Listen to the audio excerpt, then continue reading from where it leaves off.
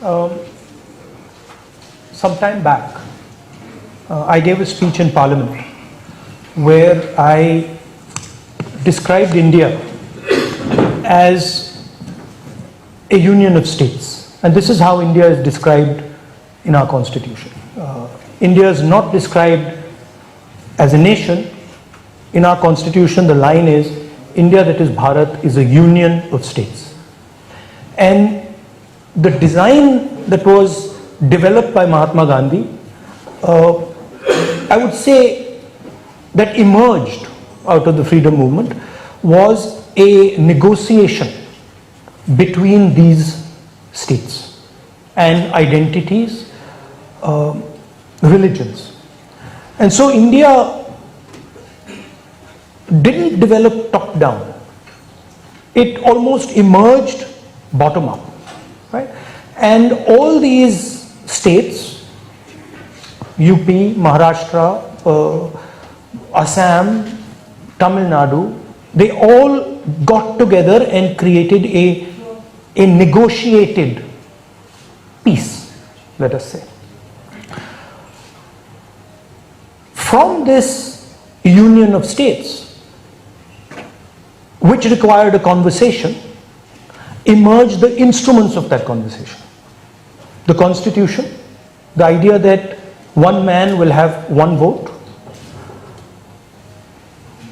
the election system, the democratic system, election commission, the IITs, the IIMs, all these institutions emerged from the union that provided the Constitution, and from the Constitution, these institutions that allow this conversation to take place, because it is a negotiation, a dynamic negotiation.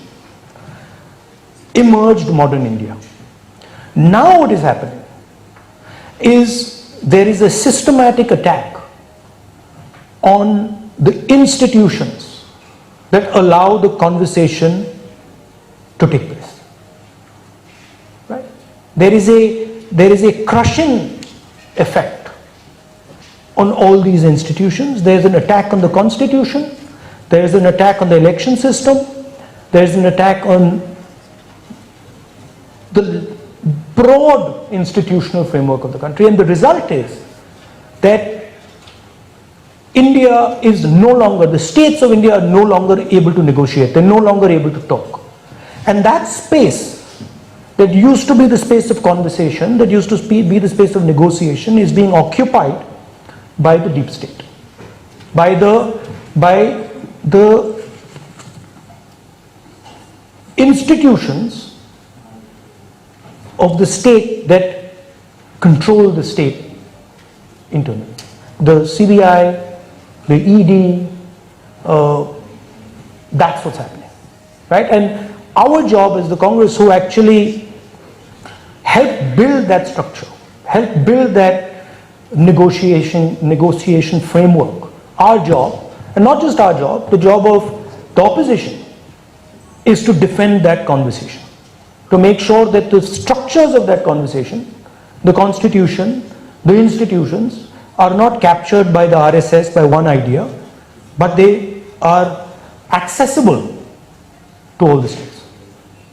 That's really the battle. And if you want to take it to the crux, we believe India is a negotiation between its people. We believe India is its people. The BJP and the RSS believe that it is a geography, that it is a sone ki chiriya whose benefits should be distributed according to the karma of its people. We believe that the benefits of the negotiation should be distributed equally to everybody, regardless of what their karma is. If you're a Dalit, if you're an upper caste, if you're a Sikh, if you're a Hindu, if you're a Muslim, we believe that you should all have equal access. They believe that the access should not be equal. Certain groups of people should get more benefit from the Sone ki Chiriya, and other people should get less and less and less benefits from the Sone ki Chiriya, and the poorest Dalit should not get nothing. That's the real conflict that's taking place. The first thing to understand, and my friends from the opposition are here, the first thing to understand is we are not just fighting the BJP. this is no longer just a pure political fight. Anybody who thinks that this is a fight between one political organization and a set of other political organizations hasn't understood what's going on. We are now fighting the institutional structure of the Indian state, which has been captured by a organization, right? Which means the only way for us, we will get no respite from the institutional framework of our country. The only way for us is to go to the large mass of the Indian people. And that's not just the Congress, that's all opposition parties, right? And so what the Congress basically is structuring, as far as Udaipur is concerned, is that transition. How does the Congress party now go back to its roots and start moving into mass action, right? So that is what was discussed. The central elements of that, BJP has 100% control of media, control of communication, control of those structures. They have broad control of the institutional framework of the country.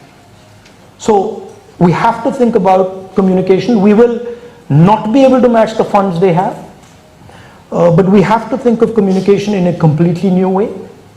We have to think of funding in a completely new way, and we have to think about an organizational system that is much closer to the large mass of people, and we also have to think of large scale mass movements on issues like unemployment, on issues like prices, on regional issues, and we have to coordinate with our friends in the opposition. So I don't view the Congress as the big daddy. It is a group effort with the opposition, but it is a fight to regain India. Is that this is an ideological battle now, right? And it is a national ideological battle, which means that of course we respect, for example, the DMK as a Tamil political organization, but the Congress is the party that has the ideology at the national level. So the Congress will have to think about itself as a structure that is enabling the opposition, right? In no way is the Congress superior to the other opposition parties. We are all fighting the same battle. They have their space, we have our space. But the ideological battle that is taking place is between the national vision of the RSS and the national vision of the Congress. And I would say that from the soul of India comes the voice of India, right? And a soul without a voice means nothing. And what has happened is that India's voice has been crushed. It has been crushed by an ideology. It is crushed by the way technology has moved. It has been crushed by the institutional framework of our country itself, which has become parasitical, right? So the deep state, the CBI, the ED, the stuff that is hidden is now chewing the Indian state. It's eating the Indian state, much like what happened in Pakistan. हमारे channel को like, share और subscribe जरूर करें और नई updates के लिए bell icon दबाना ना भूलें।